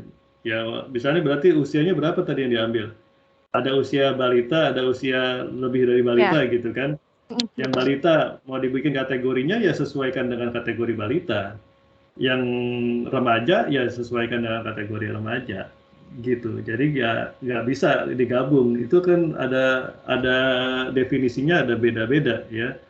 Jadi misalnya nih status gizi dikatakan pada balita bagusnya pakainya apa? Kalau balita tuh pakainya apa? Yang indikator antropometri bisa WHO. Ya pakai WHO gitu. Tapi kan kategorinya sama kan? Antara WHO sama itu kan? Sama CDC sama kan? Maksudnya. Iya. Sama. Jadi gizi baik, gizi kurang, misalnya sama gizi buruk. Nah, itu kan berarti kan saya harus mengkategorikan ya Pak. Karena kalau saya memasukkan data numerik itu nggak akan ketemu titik temunya ya Pak. Iya. Harus dikategorikan tapi dengan definisi yang berbeda. Benar. Iya. Iya, harus dikategorikan. Nanti kalau enggak ya tapi bisa juga enggak ya. Nanti saya belum dapat gambaran ya, tapi nanti coba di datanya seperti apa gitu. Nanti ketika udah punya data baru kita bisa berubah. Jadi proposal itu bisa berubah juga, nanti nggak usah khawatir ya. Kita ancang-ancang sekarang pakai data kategorik, nanti di akhir ternyata maunya numerik aja ya nggak apa-apa, ya nggak masalah itu ya. Nggak masalah. Oke, baik Pak. Terima kasih Pak atas pencerahannya. Ya, ada lagi yang lain?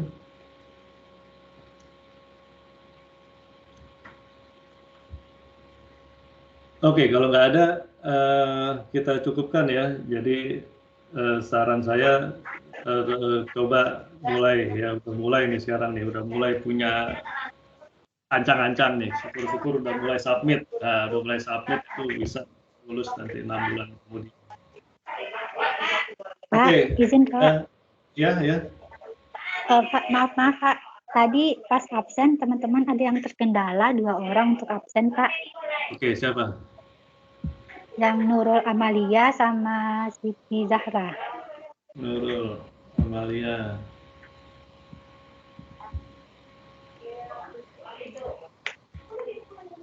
Sama Siti Zahra ya? Iya Pak. Oke, udah saya absenkan. Terima kasih Pak. Ya, cukup dulu ya. Nanti kita lanjutkan lagi minggu depan ya. Terima kasih atas perhatiannya. Selamat siang. Mohon maaf kalau ada kesalahan. Assalamualaikum warahmatullahi wabarakatuh. Waalaikumsalam warahmatullahi wabarakatuh. Terima kasih Pak. Terima kasih Pak. Terima kasih banyak Pak. Selalu Bapak. Terima kasih Pak. Bapaknya udah live ya teman-teman.